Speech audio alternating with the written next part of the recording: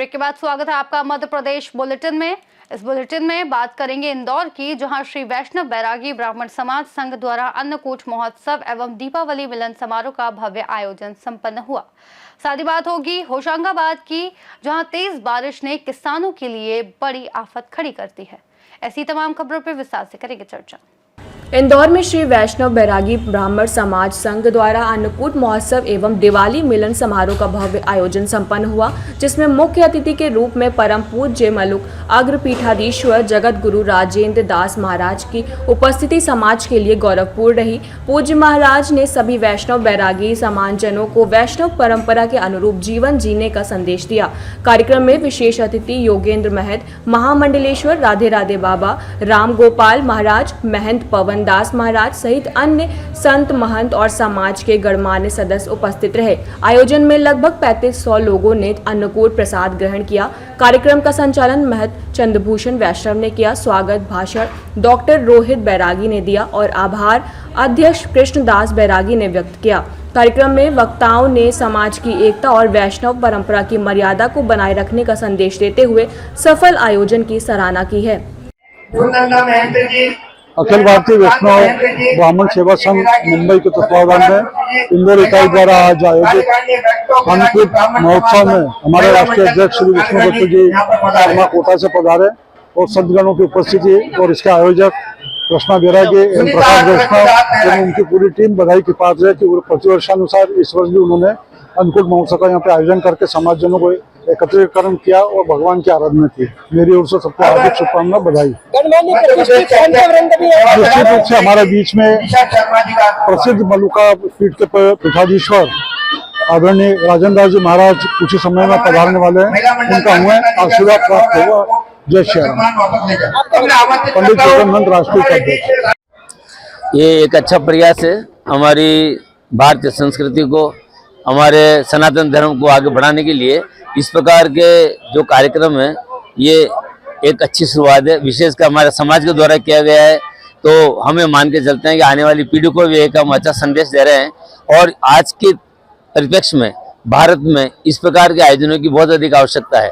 तो इसको अगर हम कर रहे हैं तो हमारा समाज भी उनके साथ में जुड़ा हुआ है कि हिंदू समाज एक अच्छी उन्नति करे और हम भी थोड़ा जुड़े और सभी लोग इसको बहुत ही अच्छी तरह से मनाएं और एक दूसरे से मिलें। चने मिलन के साथ साथ इसका जो आयोजन होता है, प्रसाद होता है, इससे साल भर जो हम स्वस्थ रहे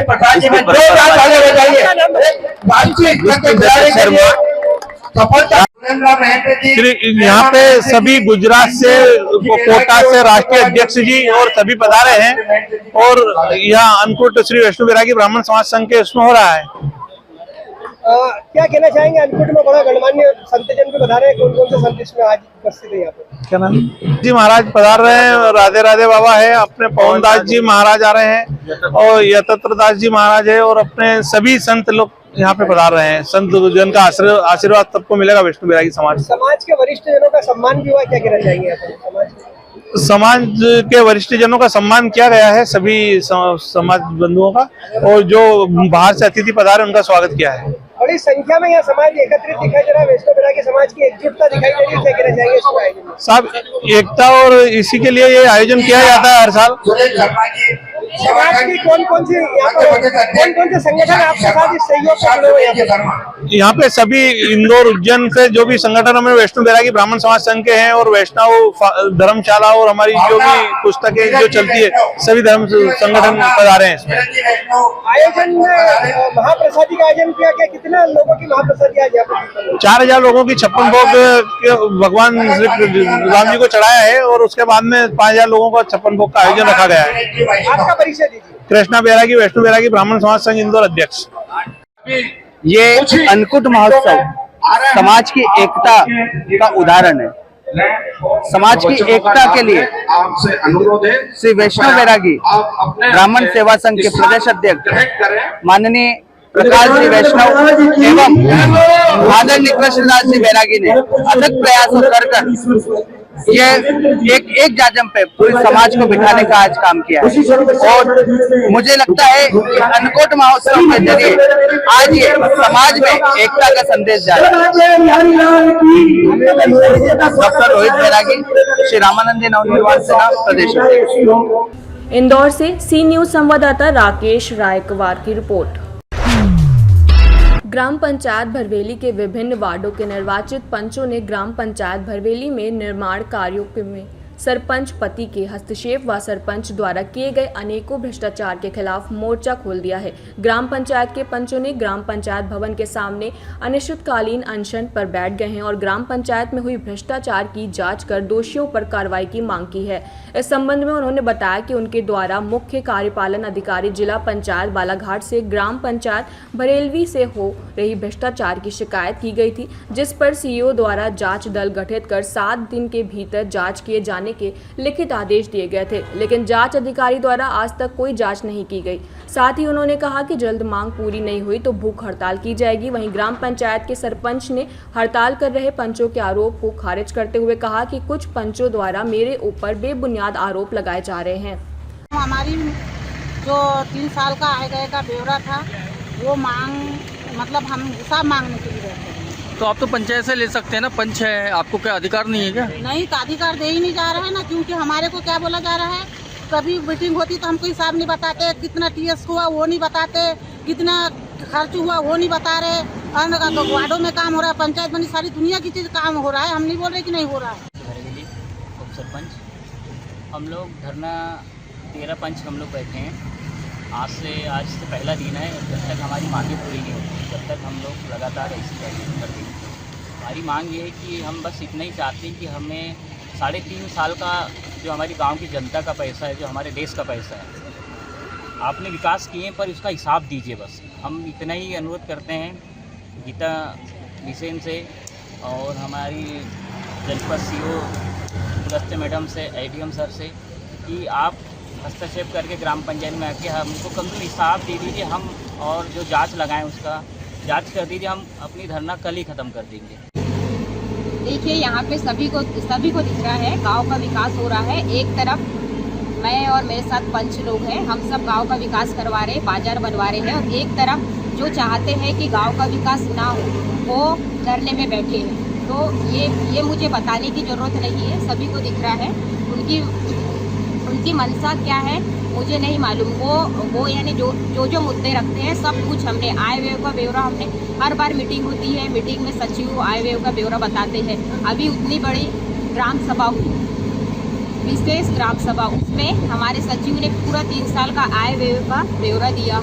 सब कुछ होने के बाद भी आए दिन वो उनका ये रहता है कि सरपंच काम ना करे। हमारे उप सरपंच का कहना है कि महिला सरपंच है तो मेरे चंगुल में क्यों नहीं आई, मुझसे दबके क्यों नहीं चल रही है। इसलिए वो आए दिन ऐसा करते हैं और यानी बाहरी लोगों से वो प्रेरित होते हैं, बाहरी लोगों की सुनते हैं और उन्हीं के चलते ये सब आए दिन करते रहते हैं। क्योंकि यहाँ पे बरवेली में पहले सट्टा जुआ चलता था, हमने सट्टा जुआ बंद करवाए। ये पंचायत यहाँ 15-20 साल से पंचायत नहीं थी, हमने पंचायत बनवाए। तो ये सब लोग मिल गए हैं और वो चाह रहे हैं कि सरपंच का घर टूटे, सरपंच पद से हटे और यहाँ पे हम बरवेली में फिर से राज करें। यहाँ तक हो गया है कि कभी भी मेरे और मेरे पति की जान भी जा सकती है, क्योंकि आए दिन इन लोग का कुछ न कुछ इन लोग हादसे करते ही रहते हैं। बालाघाट से सी न्यूज संवाददाता विशाल की रिपोर्ट। छतरपुर जिले की महाराजपुर विधानसभा क्षेत्र में भाजपा विधायक अलीपुरा सियासत महाराज कुंवर कामाख्या प्रताप सिंह टीकर राजा ने मुख्यमंत्री विशेष निधि से स्वीकृत 269 लाख रुपए की लागत से बनने वाली ग्राम जिकमऊ से दीवानजू का पुरवा तक 2.65 किलोमीटर लंबी सड़क का भूमि पूजन किया। इस सड़क के निर्माण से ग्रामीण अब पक्की सड़क के माध्यम से सुगमता से आगमन कर सकेंगे। कार्यक्रम में विधायक ने कहा कि भाजपा सरकार गांव-गांव को शहर से जोड़ने के लिए सड़कों का जाल बिछा रही है, क्योंकि सड़कें ही विकास की पहली सीढ़ी हैं। भूमि पूजन कार्यक्रम में वरिष्ठ भाजपा नेता वीरेंद्र चौरसिया, सरपंचगण, वरिष्ठ पत्रकार, लोक निर्माण विभाग के अधिकारी सहित बड़ी संख्या में ग्रामीण उपस्थित रहे। छतरपुर से सी न्यूज संवाददाता कुलदीप की रिपोर्ट। शिवनी मालवा सहित आसपास के क्षेत्रों में तेज बारिश ने किसानों के लिए बड़ी आफत खड़ी कर दी है, जहां सोयाबीन की फसल पूरी तरह नष्ट हो चुकी है और अब धान की पक्की फसल भी खराब होने की कगार पर है। लगातार वर्षा के कारण खेतों में खड़ी फसलें जमीन पर गिरकर सड़ने लगी हैं, जिससे किसानों की 4 महीने की मेहनत बर्बाद हो रही है। उर्वरक और बाजार की परेशानियों से पहले ही जूझ रहे किसान अब कर्ज और नुकसान के दबाव में टूटने लगे हैं। इसी आर्थिक और मानसिक संकट के चलते सिवनी मालवा विकासखंड के ग्राम मोरघाट के युवा किसान विकास यादव ने फसल बर्बाद होने और बढ़ते कर्ज के बोझ से आत्महत्या कर ली। घटना की जानकारी मिलते ही प्रदेश किसान कांग्रेस नेता और स्थानीय कांग्रेस पदाधिकारी मौके पर पहुंचे, जिन्होंने शोक संपन्न परिवार को सांत्वना देते हुए प्रशासन से तत्काल आर्थिक सहायता और राहत की मांग की है। सूरजपुर का किसान हूँ, मोहन रघुवंशी, तहसील सिवनी मालवा, जिला होशंगाबाद, नर्मदापुरम। धान मेरी पूरी सड़ चुकी है, कृपा करके इसकी जांच करवाएं। क्या स्थिति है? धान कट पाएगी नहीं नहीं कट पाएगी, 10% भी नहीं कट पाएगी सर। ये स्थिति है आपकी धान की? पूरी सड़ चुकी है, पूरा पानी भरा है अंदर बारिश के कारण। और सोयाबीन की क्या स्थिति हुई आपके? सोयाबीन भी गया, सोयाबीन भी कुछ भी पैदा नहीं हुआ सर। तो आप क्या चाहते हो अब? कुछ भी सरकार हमको मुआवजा दे, नहीं तो हम बोनी काय में करेंगे अगली फसल की। तो ये धान का लगभग कितने % नुकसान होगा? तो 90% है। 90%? ये नहीं कट पाएगी हार्वेस्टर से? नहीं कट पाएगी ना, पूरी बिज गई, पानी भरा सर अंदर। आप चाहते हो सरकार से कुछ उचित मुआवजा मिले आपको? हाँ बिल्कुल, देना ही पड़ेगा सरकार को, नहीं तो करेगा क्या, किसान मर जाएगा सरकार। ठीक है। 22 तारीख स्वर्गीय विकास यादव जी ने, चूँकि बड़े सपने सजाए होंगे, निश्चित रूप से उनने ग्रेजुएशन कंप्लीट की, शिवनी के अंदर रह के पढ़ाई की, तो बड़े सपने सजाए होंगे। जैसे जब सरकार की सारी नीतियां फेल हो गई, उन्हें कोई रोजगार नहीं मिला, पढ़ने के बाद भी ना कोई नौकरी मिली, उन्हें पुनः अपने गांव में आके खेती करना पसंद किया। जैसे कि प्रधानमंत्री जी ने 2022 में खेती को लाभ का धंधा बनाने की घोषणा की थी कि हम 2022 तक खेती को लाभ का धंधा बना देंगे, इनकम डबल कर देंगे। वो सपना लेके विकास अपने गांव में आए, खेती स्टार्ट की, उनने मक्का लगाया। 7 एकड़ जमीन थी, 7 एकड़ में 7 क्विंटल मक्का भी नहीं निकला। 5 लाख रुपए का केसी से कर्ज था उनका, बैंक से उनके ऊपर दबाव आया, मार्केट का कर्ज था। इसके कारण जब चारों तरफ देख लिया कि मक्के की फसल खराब हो गई है, एक साल में एक फसल आती है यहाँ पे, दूसरी कोई फसल होती नहीं है। सिवनी से सी न्यूज संवाददाता संतोष चंदेल की रिपोर्ट। पन्ना टाइगर रिजर्व के गाइड कैलाश कुमार तिवारी पिता मैयादीन तिवारी की किस्मत उस समय चमक उठी जब उन्हें कृष्णा कल्याणपुरा पट्टी हीरा खदान क्षेत्र से 2 चमकते हुए हीरे मिले। उन्होंने दोनों हीरे आज ही हीरा कार्यालय में जमा कराए, जहां हीरा पारखी अनुपम सिंह ने जांच के बाद उन्हें नियमानुसार स्वीकार किया। हीरा अधिकारी रवि पटेल ने बताया कि इनमें से एक 1.56 कैरेट का है, जिसमें जेम्स क्वालिटी हीरा है, जबकि दूसरा 1.35 कैरेट का मेले किस्म का हीरा है, जिन्हें आगामी नीलामी में रखा जाएगा। कैलाश, जो पेशे से किसान और पन्ना टाइगर रिजर्व में गाइड हैं, ने बताया कि मानसून के दौरान रिजर्व बंद होने पर उन्होंने फ्री समय में किस्मत आजमाने के लिए हीरा पट्टा बनवा कर खुदाई शुरू की थी, जिसमें 28 अक्टूबर को उन्हें ये कीमती हीरे मिले। कैलाश ने खुशी जताते हुए कहा कि नीलामी से मिलने वाली राशि से वे अपने बच्चों की पढ़ाई पर खर्च करेंगे। जमा हुए हैं, कितने कितने कैरेट के हैं, किसको मिले हैं? ये हीरे 1 कैरेट 56 सेंट का एक है, जेम क्वालिटी का डायमंड है, और 1 कैरेट 35 सेंट का जेम क्वालिटी से थोड़ा सा लो कैटेगरी का एक डायमंड है, थोड़ा ऑफ कलर है। यह श्री कैलाश तिवारी हैं, पिता श्री भैयादीन तिवारी। ये हिनौता पन्ना शिव मंदिर के पास के निवासी हैं, जिनको ये हीरे मिले हुए। कौन सी खदान से मिला है इनको ये हीरा?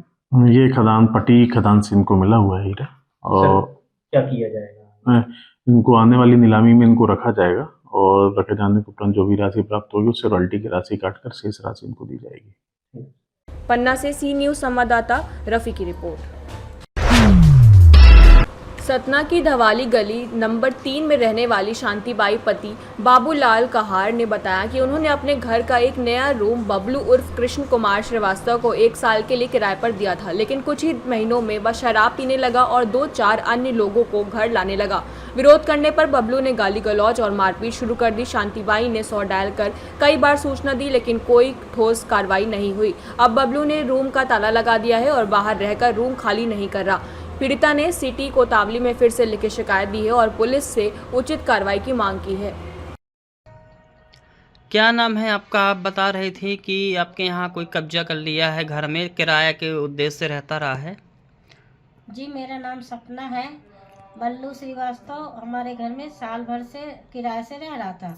अभी 2-4 हम उसको कहे कि तुम खाली कर दो, अब हमें तुम्हें किराए से नहीं रखना, तो वो कहता है कि हम खाली नहीं करेंगे, 1-2 लाख रुपए ले लो, कमरा हमको दे दो घर। तो हमने बोला कि हम तुम्हें घर अपना नहीं देंगे और तुम खाली कर दो। तो बोलता है कि हाँ, फिर गुंडागिरी करने लगा और 2-4 आदमी को लेके आता था और हम दारू पीता था और इधर औरतें भी लेके आता था। और हम कहे कि हमारे घर में ये सब दारू पीना गलत है और गाली मत, मतलब तुम दारू मत पियो और ये सब हरकतें मत करो। तो वो नहीं माना। एक दिन रात को 11 बजे 2-3 आदमी को लेके आया और रात को दारू पीने लगा और वो हमें महसूस हुआ कि यह हमारे साथ गलत करेगा या हमारी जान को खतरा है।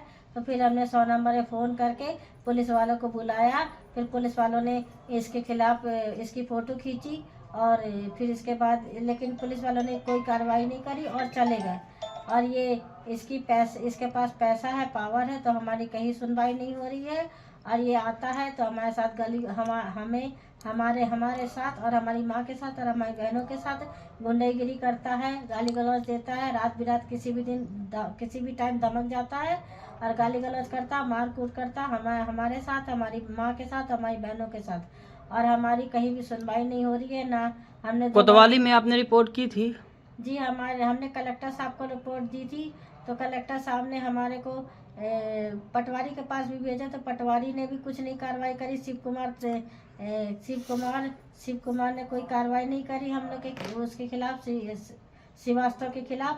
और 2 महीने तक हम तो चक्कर काटे और चक्कर काटने के बाद भी जब कलेक्टर साहब ने पटवारी शिव कुमार के पास भेजा, पटवारी साहब के पास, तो पटवारी साहब को उसके खिलाफ कुछ कार्रवाई करना चाहिए ना। तो वो आया और 2 महीने तक हमको चक्कर कटवाया, ना पटवारी ने कोई कार्रवाई। थाने में आप कंप्लेन की थी इसकी? थाने में गई थी हमारी कंप्लेन, तो थाने में वालों ने भी कोई कार्रवाई नहीं करी। हमारी माँ बहन गई थी, हमने कलेक्टर साहब को दिया, तो कलेक्टर साहब कितने महीने किराया में रहने के लिए बोले थे? साल भर के लिए लिया था, पर अभी 6 महीने हुए हैं और 6 महीने से ताला लगा के। अब वो रहते कहाँ हैं? यहाँ आते हैं? नगर में रहते हैं। यहाँ आते हैं या नहीं आते? आता है, कभी कभी आता है, गाली गलौज करता, गुंडागिरी करता और ये जो ताला उसी का लगा हुआ है? ये ताला उसका लगा हुआ है। सतना से सी न्यूज़ संवाददाता बलवीर सोनी की रिपोर्ट। इस बुलेटिन में फिलहाल इतना ही। देश और दुनिया की तमाम बड़ी जानकारियों के लिए देखते रहिए सी न्यूज़ भारत।